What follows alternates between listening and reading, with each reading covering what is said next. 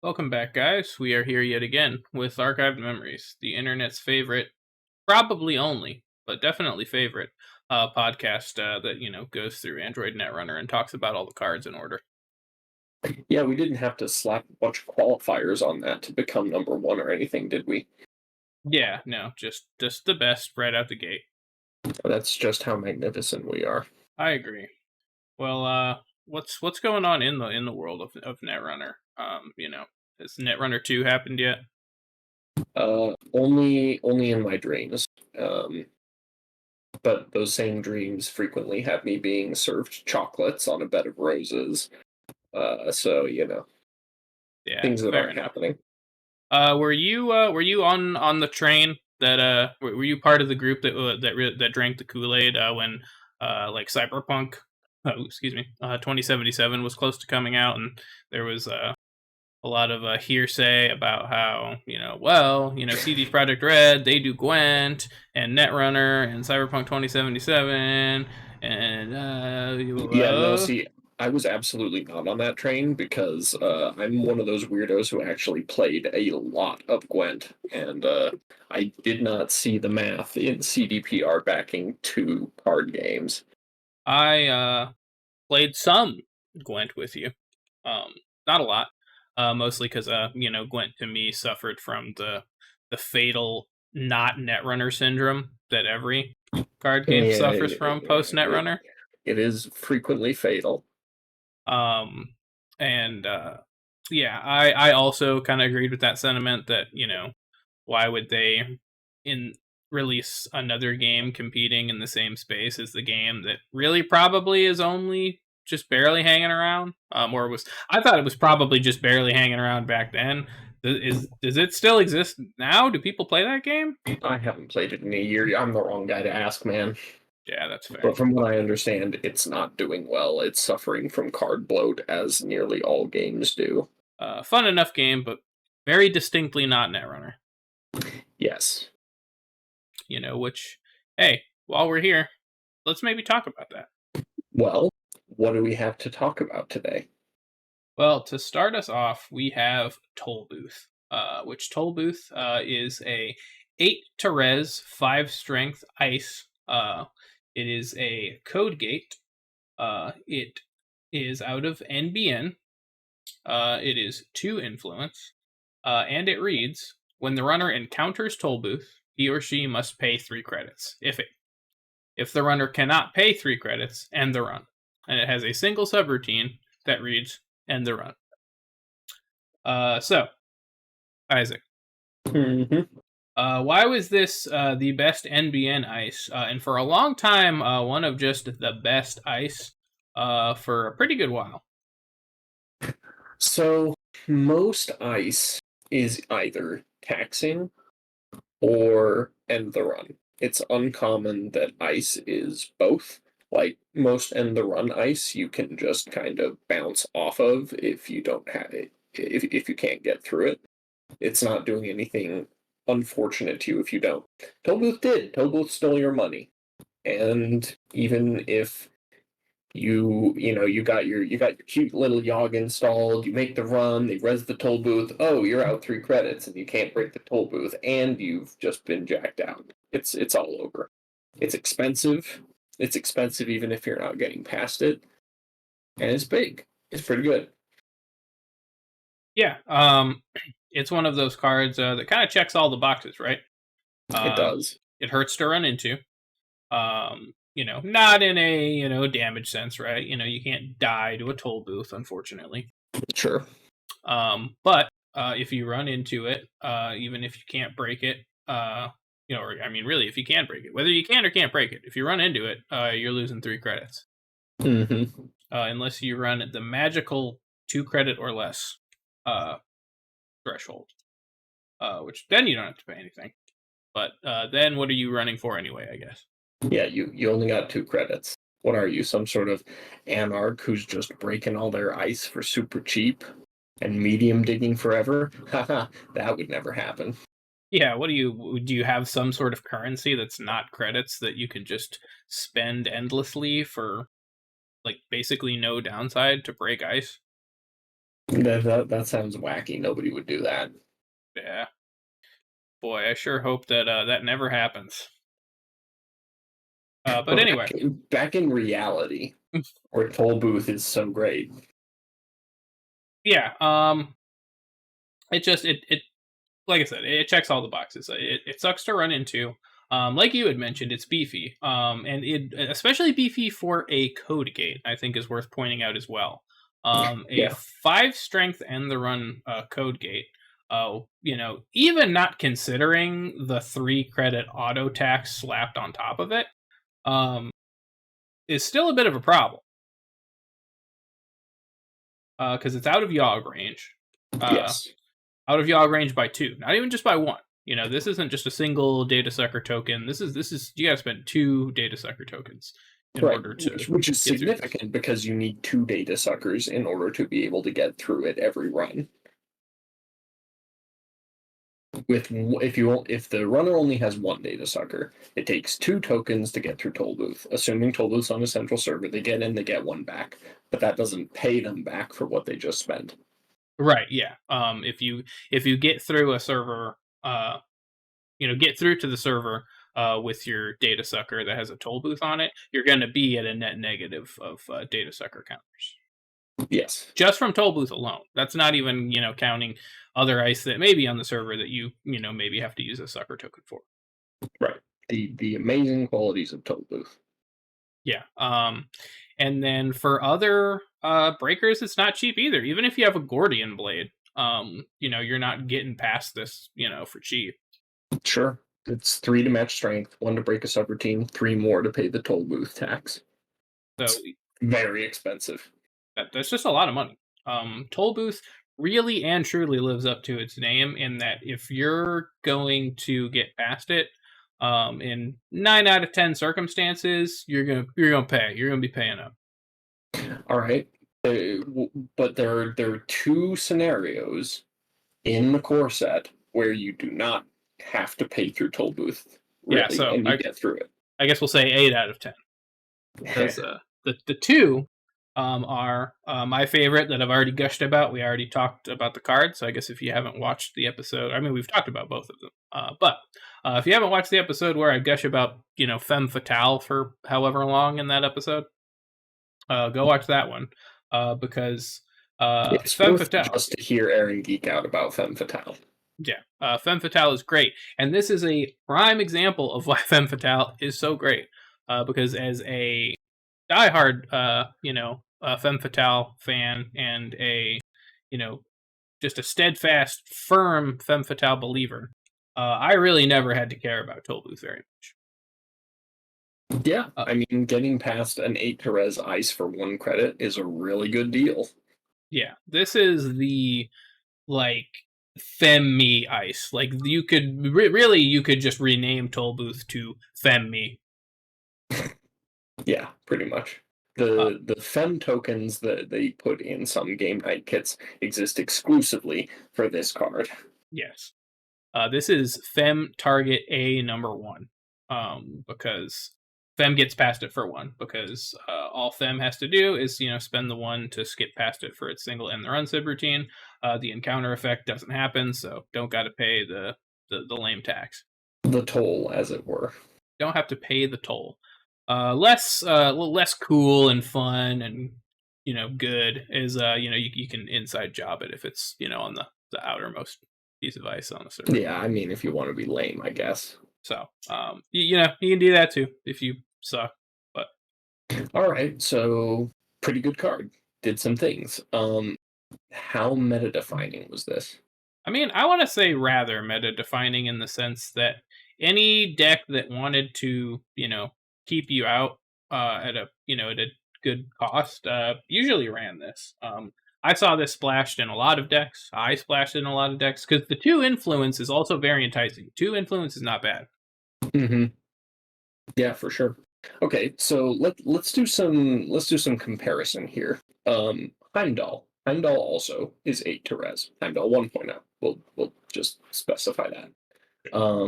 Heimdall 1.0 has 1 more strength, 2 more subroutines, and does brain damage when face checked. would you? But we didn't like it quite as well.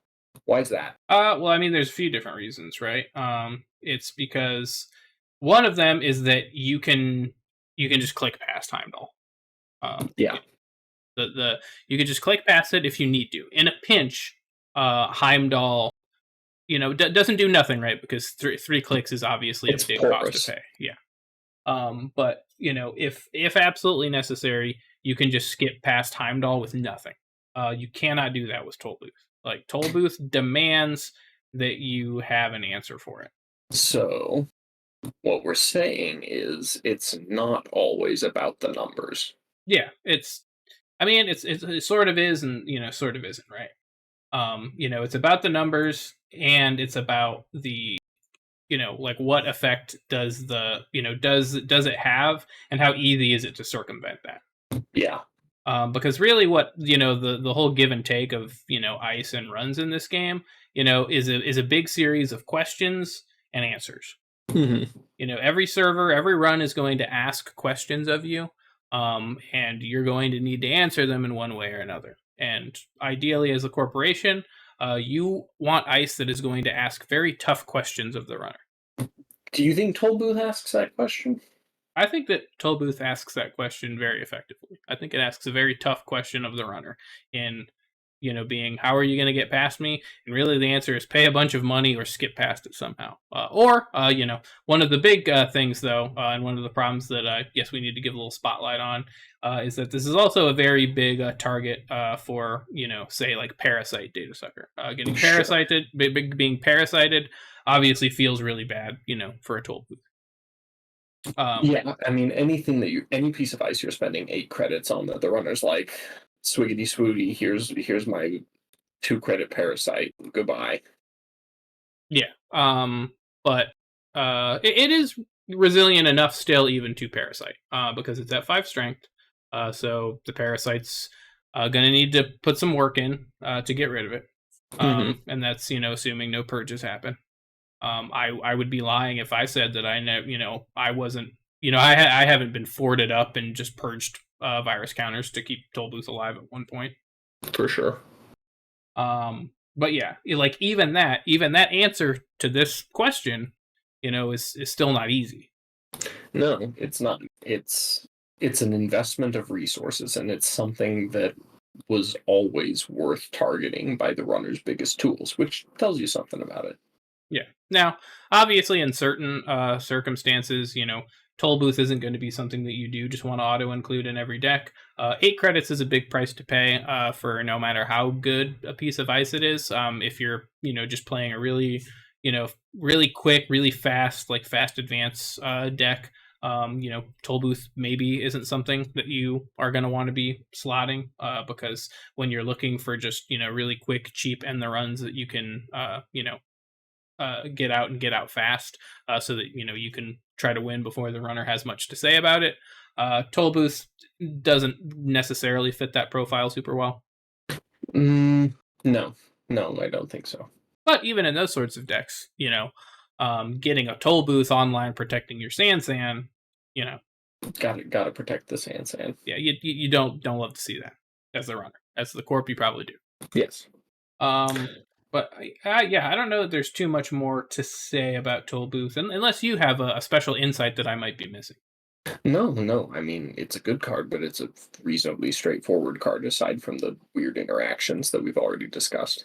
Yeah. And I think it really stuck around as a very solid piece of ice that you were always going to look at. Even out, again, even outside of faction, because two influence. I ran this in HB in a lot of HB decks, and I ran this in next design for quite a few iterations of it. Totally. A lot of people did. Even, the normal people who are not doing next design. The greatest corp ID ever made. Anyway, Yeah.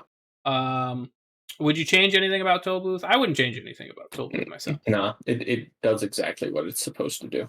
All right. Well, in that case, then, how do we feel about the flavor of Toll Booth?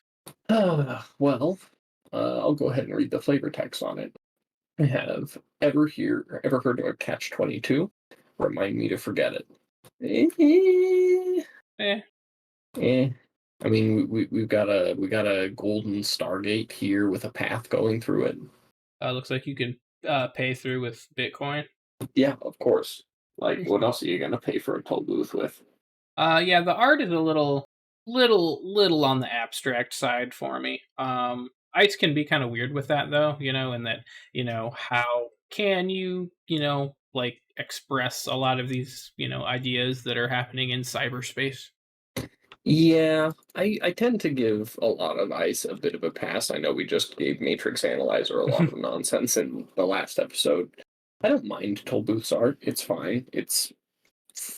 Mm, I was going to say it's iconic, but I don't think it is. I think toll booth is just iconic, and so its art is very recognizable as a result of that. Yeah, no. I mean, honestly, this is one of those cards where I probably went a very long time without even really knowing what it was like in the art. Hmm.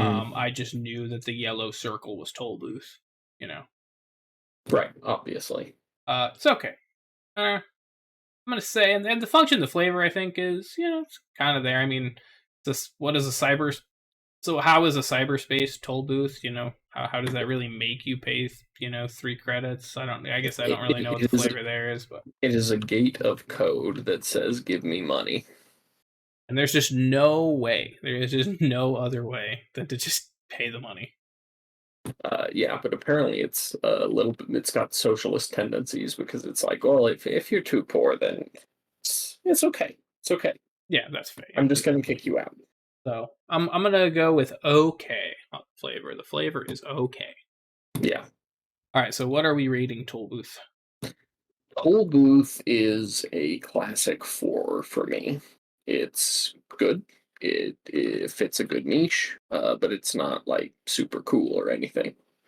It doesn't get my net jinglies all tingly. Yeah, I'm in the same boat. I give it a 4 as well.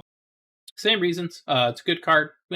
In arguably a great card in some circumstances, but I just don't think it's one of those bangers that I think of this card and I'm like, oh, dude, yeah, And not the sort of card that's like you can't wait to put it in a deck. yeah. This is just one where it's like you slot it in and you're like, all right, Toll Booth. Your numbers come up again, buddy. It's a workhorse. Exactly.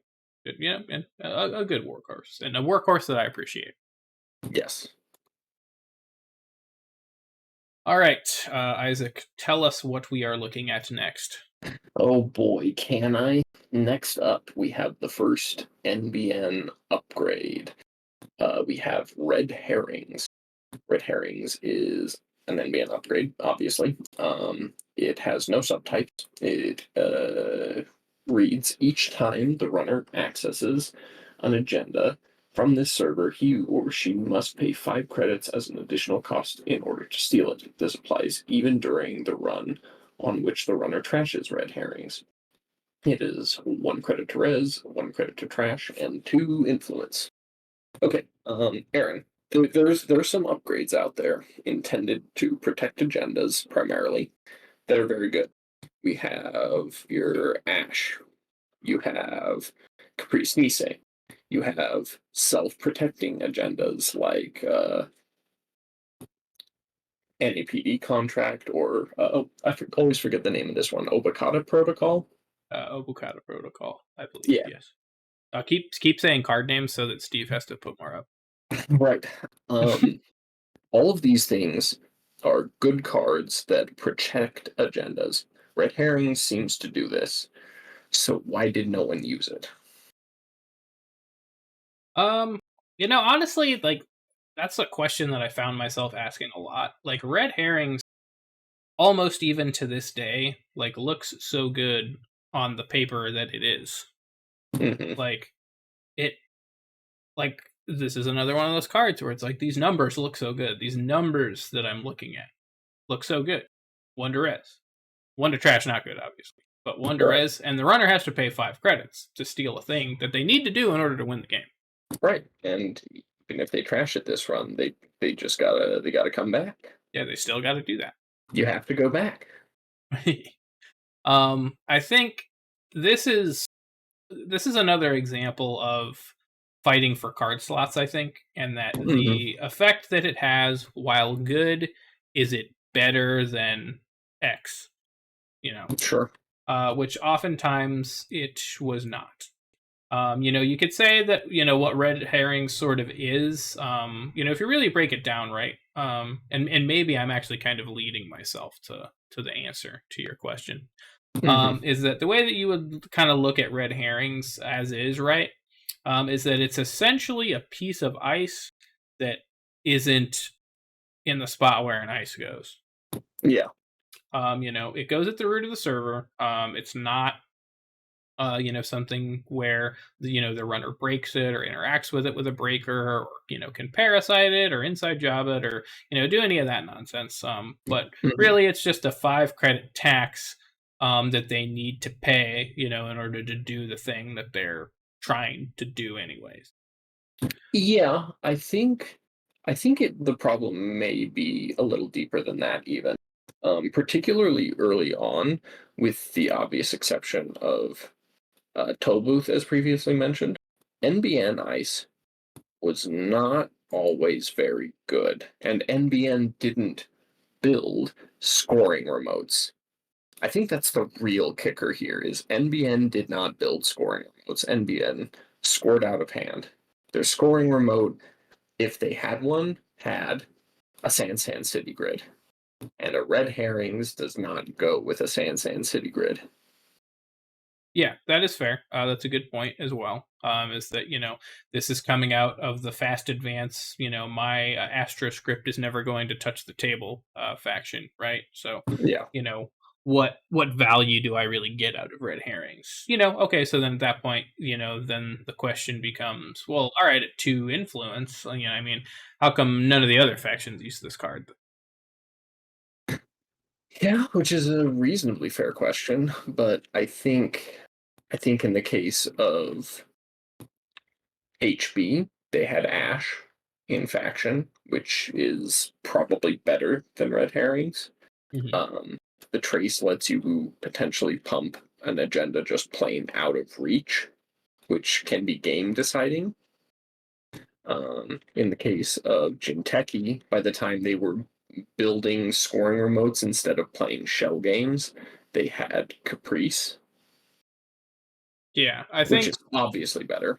Yeah. I guess just to sort of summarize what I think you're saying is that by the time decks wanted a card like this, there were better cards like this, Pretty much. Yeah. which is fair. I will say, that I mentioned the 2 influence. I think 2 influence is too much. It might maybe be a little more enticing if this was one, or even just wasn't in NBN if this was just like a neutral no influence card. Sure. But at the end of the day, just to kind of bring it back, is that the card slot that this takes is going to be better used elsewhere. And I think if you're running a deck that wants a card like this, like you mentioned, something like an Ash or a Caprice Nisei is going to be better. Or if you're going to be a different sort of deck, usually a piece of ice is probably better than this. Yeah. Yeah. Accurate. Yeah, I think that summarizes it. This was not a meta defining card because I never saw it in competition ever. The only time I ever saw it is that one of my best friend's old roommate. I think you met him once at the Colorado Regionals. Hmm. Um, Eden was his name, or I guess is his name. He's not dead. Um, he tried to run this out of a. He always was really fascinated with the idea of the impenetrable super server deck. Ah, yes. That had like you'd make a server that just had like 4 pieces of ice and like 5 upgrades in it. It's like, And well, you're not getting through here. Yep, but I mean it never worked just because I mean you just run centrals. Yeah. Um, but he ran this out of um custom biotics. Yeah. Um, Okay. which I mean to be fair, I guess if you're going to try to run that kind of deck, custom biotics isn't a terrible option. I mean you get all that extra influence and It's a different angle on the ice obsessed HB deck. I think there was some weird stuff going on in Colorado. yeah. But anyway, he tried to run this. Obviously, I mean it didn't work. Sorry, Eden, if you ever hear this, which I don't think he listens to this, by the way. What a bastard! If you do ever hear this, Eden, fuck you. No, but I mean, it never worked. And so that's the only time I ever saw it. And so if that I guess tells you all that you really need to know about Red Herring's place. Yeah, that's pretty conclusive. So what do we feel about the flavor then? Or no, let's not skip. How do we make it good, right? So I mean, this is Yes. part of our discussion now that we've decided is that when a card's not good, we need to have a discussion of how could it be good. Okay. I actually have an answer for this. Ooh, he did his Uh, homework. we make it an ambush as well, so it like applies when the card is just accessed as part of a run. So it works as an upgrade, or it works as quasi central protection. Someone's digging through R&D, or they pull this from your hand, and suddenly, oh well, the agendas are expensive now. Yeah, I actually think that would be a very reasonable buff to it. Just errata it or change it whatever to where it reads. I guess however you would change it to read that. I don't want to. I guess I'm not going to try my hand at it right now. But yeah, if you touch it in any sense, it makes agendas more expensive. Mm-hmm. So yeah, I think that's a good idea. I think that would be worth a look at the minimum at that point. Yeah, it would be. I'd be flipping through the binder and I'd think about it. Which that's all you can really ask for out of a card. It just wants to be in my thoughts. Well, Red Herrings is still currently in our thoughts as we discuss it. So what do we think about its flavor? Um. Well, it doesn't have any flavor text to judge it off of. Oh, The art is very generic NBN. It feels like at least 70% of NBN cards are a screen with NBN on it somewhere. a blue sci-fi screen, blue cyber hollow screen. So, I mean, granted, this was one of the early cards, but like no points for originality, really. As far as function to flavor, I kind of like it. Yeah, I mean it's just a distraction essentially. So you end up wasting time. Time is money. Yada yada. Mm-hmm. Got to be another okay from me on the flavor. Yeah, I'm gonna give it a slightly substandard because the only part where the flavor really works for me is function to flavor, which I think is important. But Yeah. Well, what do we rate it then? What is our final judgment on I, Red Herrings? um, it gets a 2 from me because I think it was directionally correct in design. Like they were onto something with it, but it was just a bad implementation. Yeah, I'm gonna give it a 1, because it lies in the the kind of doo doo territory where it's not offensive to me. But Mm, it is garbage. It is a garbage card. it's Uh, very it is very bad. Yeah. it's very poopy. So, but not poopy enough to make me mad. So it gets a 1. Okay. All right. Well, a particular kind of poop. Yeah. So moving on, we have a All doozy right. here. Yeah, tell us about this We got doozy. I got a hell of a doozy. That was who's coming was foretold. Previous conversations. We have San City Grid. It is an upgrade with the region subtype. It is a 6 to res and 5 to trash card that is 3 influence out of NBN. And it reads: the advancement requirement of agendas installed in this server is lowered by 1. Limit 1 region per server. Hmm. Um, Isaac, Yeah. why was this one of the unholy trinity of Netrunner? Okay. Well, we recently discussed AstroScript pilot program and how it is an agenda that lets you score another agenda out of hand, and that agenda that you score out of hand might be another AstroScript that you score out of hand. Well, this does that too. And not only does it do that too, it does that in addition. So if you have a San City grid in this remote server of yours, and you res it, and you install, and you advance, and you advance, and you score an AstroScript pilot program, Oh, now I have two fast advanced tools on the board. I have this Sansan City Grid and I have an AstroScript pilot program, which means I can, like a degenerate, draw a card, and if that card I drew is another AstroScript, I can still, while having spent a click this turn, still score that stupid card. Sansan scores points from hand. That is all you need to know about it. Yes. Well, it's really not all you need to know about it, and that's what we're going to talk about here shortly. But it is definitely the first thing that you need to know about it. And in case you or the viewers weren't sure what I meant when I say the unholy trinity, I'm referring to Sansan City Grid, Biotic Labor, and AstroScript Pilot Program, which is what I would consider to be the unholy trinity of Netrunner Fast Advance. Because in addition to AstroScript doing its thing, Sansan doing its thing, you pair those two together with a Biotic and you put Biotic in your deck too. You could just score anything whenever you want, and nobody could ever stop you. Points forever. Basically, it's just a little ridiculous. Not a little ridiculous. It's a lot ridiculous. It's very ridiculous. It's amusing that the three best fast advanced tools in the game were all in the core set.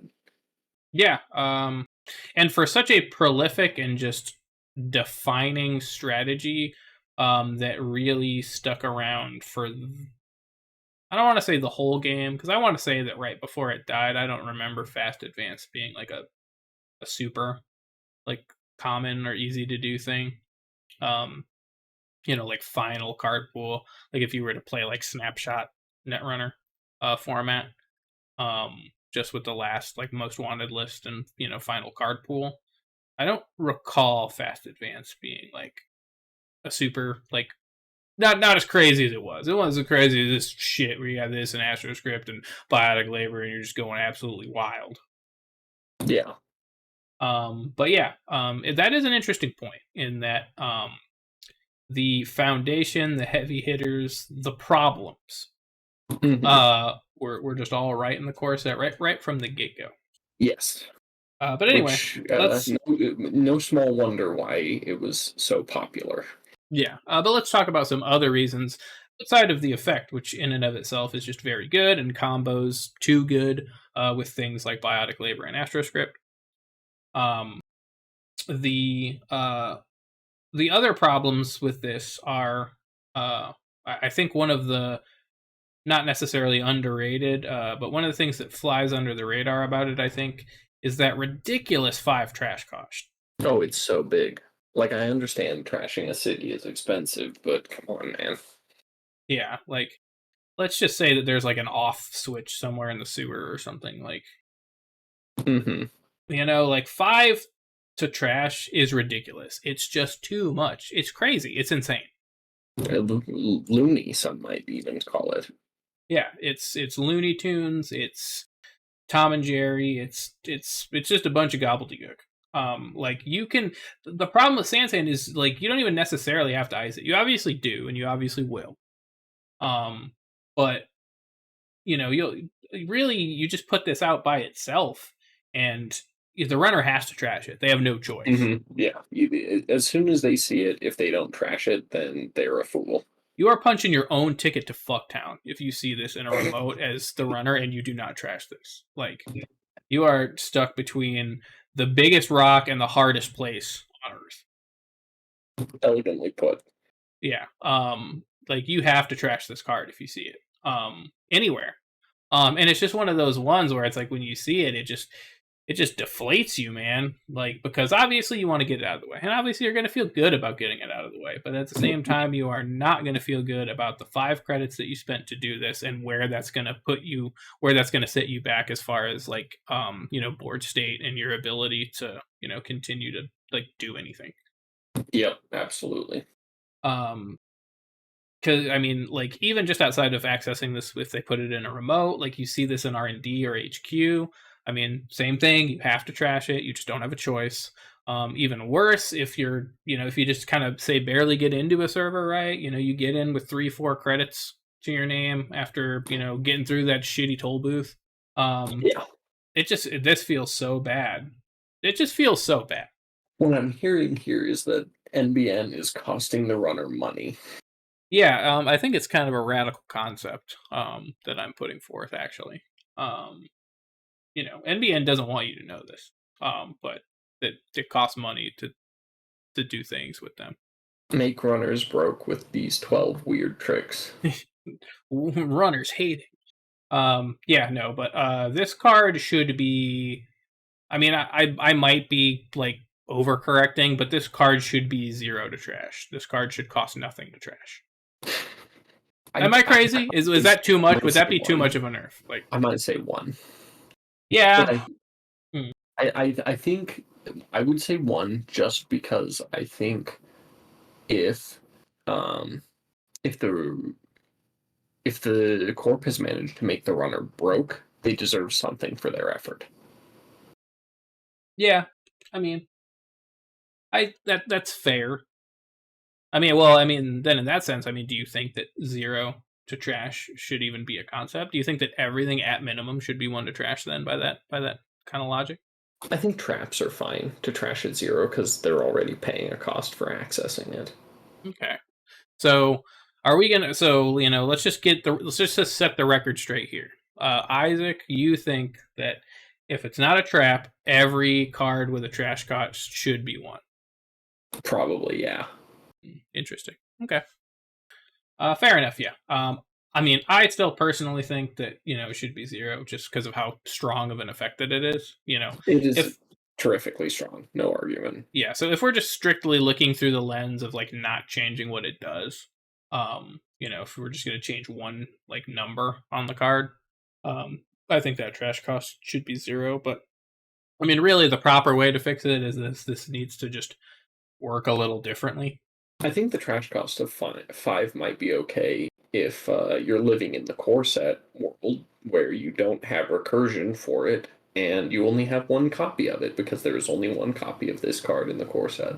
That's fair enough. If we look at this just single core, that 6 single core meta that's really been bustling, then this card's fine. I mean, it's probably not totally fine still. You still got Astroscript in this in the same deck in the core set. Yeah, still not good. So, I don't know. How would you fix it? I think that changing the trash cost is one way to not fix it, but help. But how do you make Sansan City Grid not so fucking crazy? I think the problem with Sansan City Grid is less a problem with Sansan and more a problem with 3/2s and Astroscript in particular. Sure. Yeah. I mean, as we kind of talked about with Astroscript, its existence really made a lot of things a problem. Yeah. I think. All right. One of the advantages to Sansan over other fast advanced tools is Sansan also makes it cheaper. Biotic labor makes it.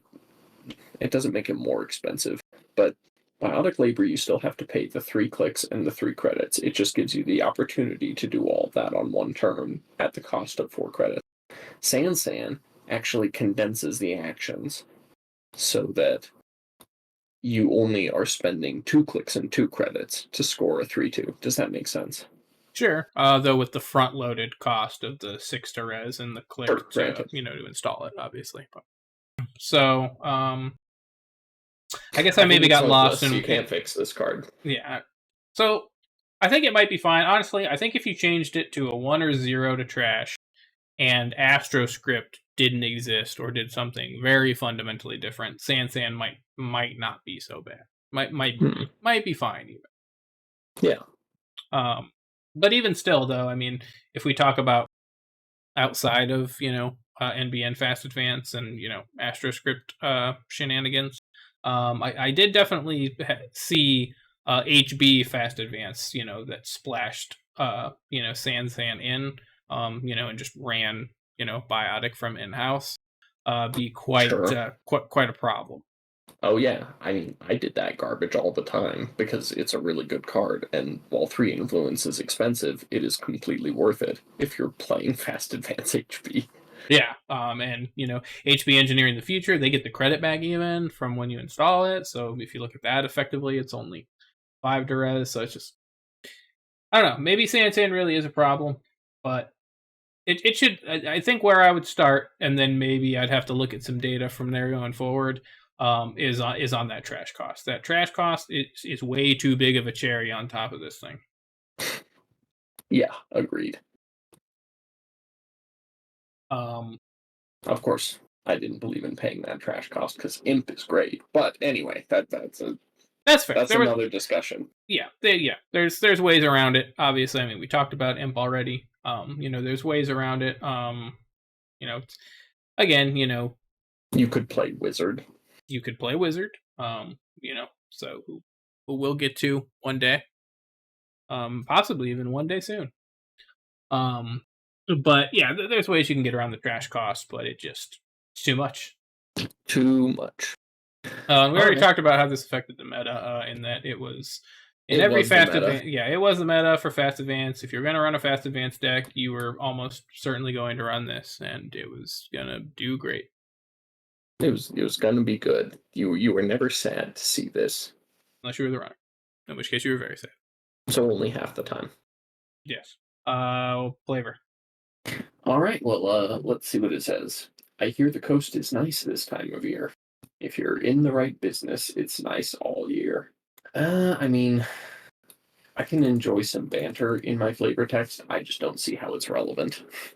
Yeah, I feel like a lot of Netrunner flavor text kind of falls into this weird category of it's a sort of like non sequitur quip that doesn't make any that doesn't make the card make any more sense. Tollbooth was this way. Yeah. What else? Anyway, not important, but yeah, totally. Yeah, not a fan of the quip non sequitur that doesn't actually explain anything further about the card or the universe that it operates in or how it functions or anything of that sort. Right, the B tier webcomic dialogue. Yeah, this is some real VG Cats flavor text. Oof. Yeah, that's a deep cut. I bet nobody was expecting that. The ancient memes. Anyway, what are you rating this thing? Well, I mean, we haven't talked about the art. I think the art is Okay. fine. It's a sci-fi cityscape, and I like those. I would use this as a wallpaper. I suppose I would like it if it had some color other than blue. But Yeah, that's NBN's thing though. It's blue. We need to have the blue cards. Blue art on the yellow card. Okay. I rate Sansan City Grid 2. I'm very conflicted about this. I'm gonna give it a 3. Obviously it's very strong. I think Fast Advance has a place. I think this had some serious problems though. Yeah, I would give it a 3 if the trash cost were not such a slap in the face. Maybe. But as is, it's like like I gotta give it a 2. It's too strong. Trash cost is too good. Like you were printing this card, and you really think that this needed to cost 5 to trash? Really? Too strong, too expensive, 2 stars. Hell yeah! All right. What do we have next? Oh boy, do we have something next or what? We have Wayland Consortium building a better world. So this is the Wayland identity from the core set, the last of the Corp factions, and indeed the last of any factions in the core set. We have Identity Megacorp. Gain 1 credit whenever you play a transaction operation. It has a deck size of 45 and an influence of 15. And yeah. So, Aaron, Wayland, as we've kind of discussed when, talking about Sea Source, and we briefly touched on Scorched Earth, Wayland is the murdery faction. They sure are. Why is the murdery faction the money faction? Yeah, that is a good question. And I think the reason that they're the murdery faction is, well, really what I think it is I think they're the money faction that also just then happens to be the murdery faction, because that's where Scorched Earth is. Yeah, that's fair. And in order to be able to kill people with Scorched Earth, in order to fund the destruction of a city block, you gotta have some You gotta pay some cash. people off. You gotta pay some folk. Um, I do think that the Wayland identity ability is a little blasé, especially since like even at the very end of the entire game, if you just take the entire Netrunner card pool, are there even a half dozen cards that trigger this ability? I think it's right about a half dozen. I think it's like 5 or something. Yeah. Which everything, hindsight being what it is, with everything all being all said and done, kind of lame. Yeah.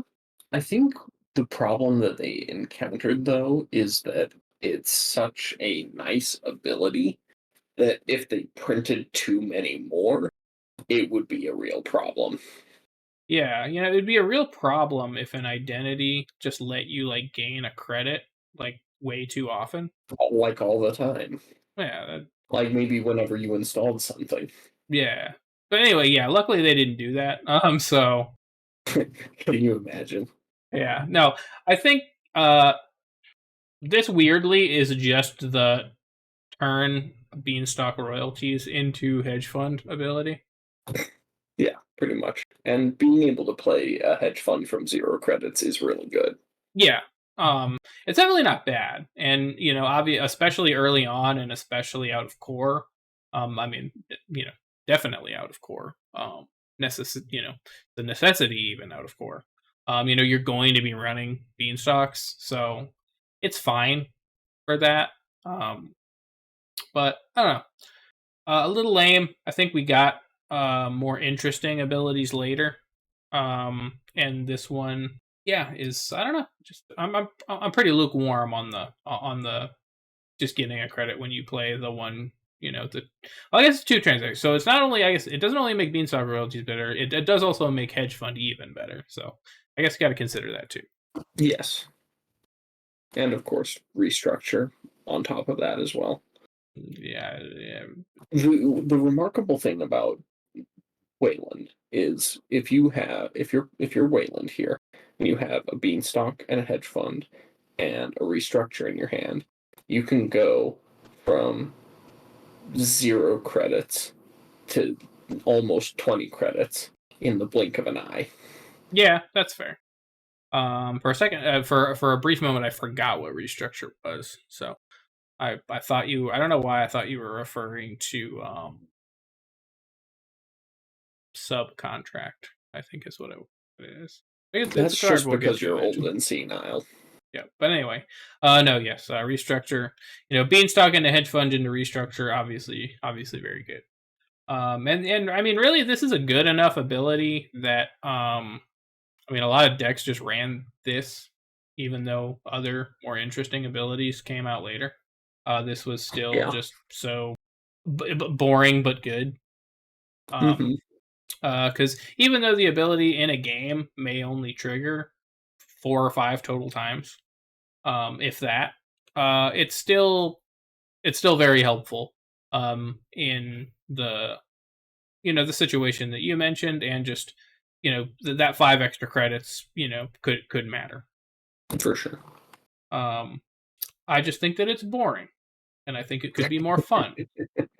Yeah, that's probably true. Okay. Um, let's just get into that right now then, since we're talking about it. What would be better? What would be more interesting, but thematically along the same lines? Um, so I mean, it's hard to workshop, right? Just like just a what I think would be like a carte blanche, just like better and more fun effect. Sure. What I'll say though is like as far as general concepts go, maybe not have to do with money per se. Hmm. Anything to do with tags or damage. I get that damage is this is already the kill faction, and Scorched Earth is already a win condition in and of itself. So obviously, got to be careful when it comes to that. But I Hmm. think something to do with tags at the very least would be nice.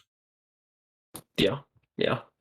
I like tags. Like maybe you pay uh, you pay 2 credits less, the first time trash a resource when the runner is tagged or something. Interesting. So if the runner leaves themselves tagged, or you can get a tag on them, then you can just trash a resource for free once a turn.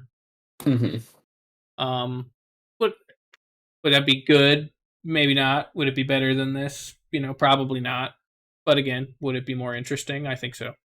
Yeah, don't underestimate the interesting factor. What about you? I mean, would you leave this the same? Do you think that it could be, it could be something different that's maybe a little bit more thematic? Um, as we kind of talked about, I think the good part about this ID is the tempo that it creates. Yeah. So as far as more interesting tempo, I think if you were building it, I think there's two ways to consider this. One is be the money identity, and the other is be the murder identity. And I think if you wanted this to be the money identity, you could give it something that's going to actually generate you more money. If you wanted it to be the murder identity, then something related to tags could be useful. Uh, Something that's, I don't know, the first time each turn that you do meat damage, do one extra. Um, Again, just kind of shooting out random things, probably bad ideas, but I think this was a little bit neither here nor there. Yeah. This almost seems like an afterthought to me of an ability. That it just seems like they kind of were like, all right, well, we need to throw an ability on these guys. 1 credit when you play a transaction. Okay, fine.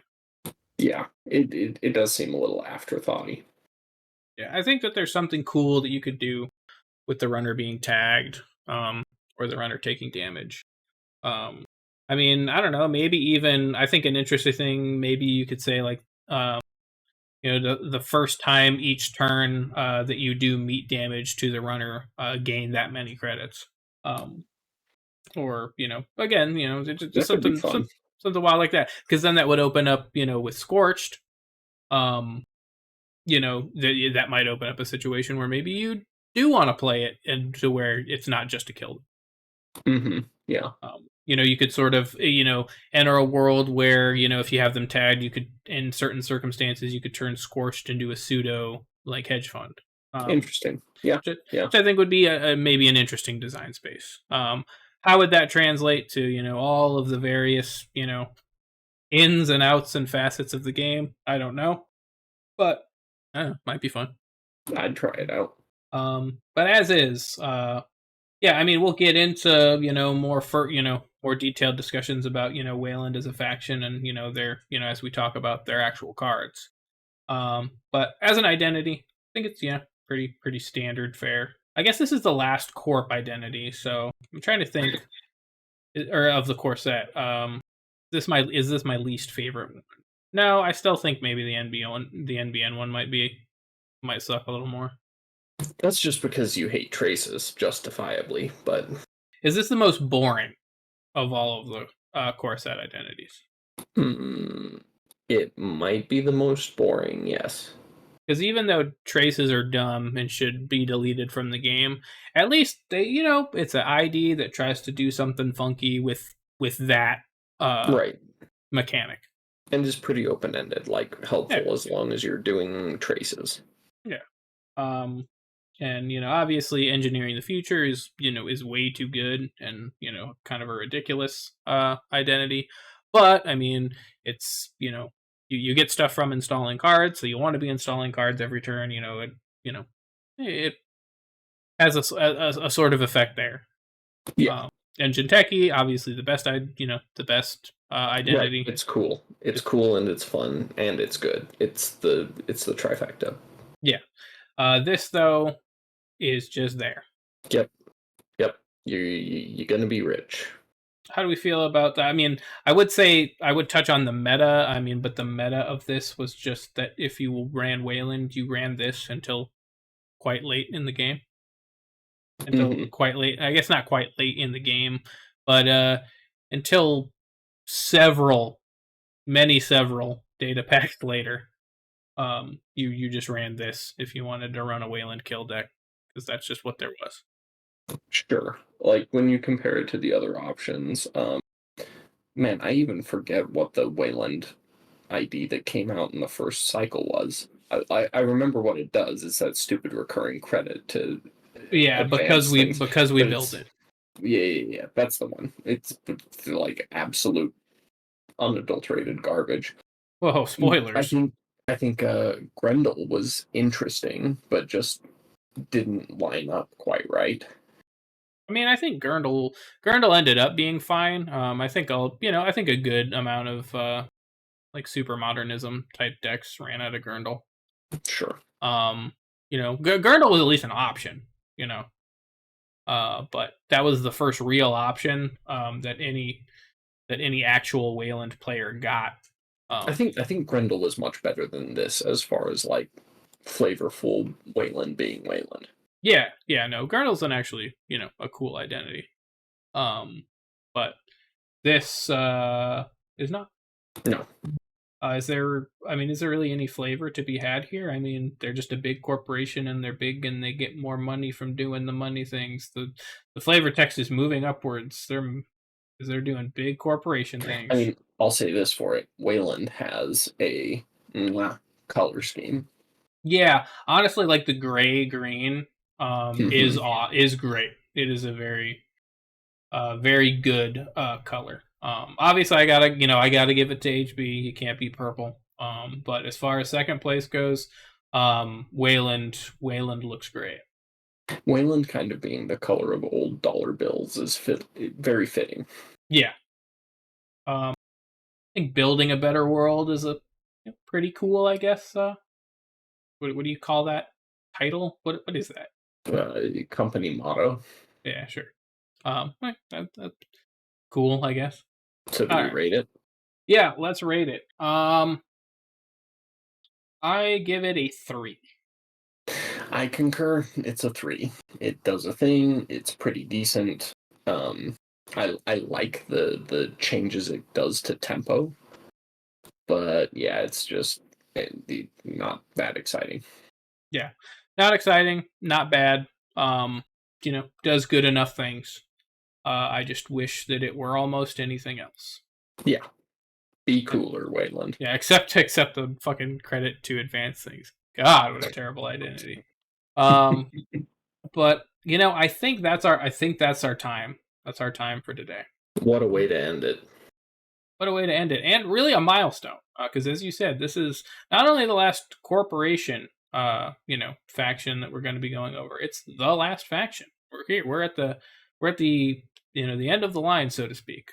In that there's no more factions after this one.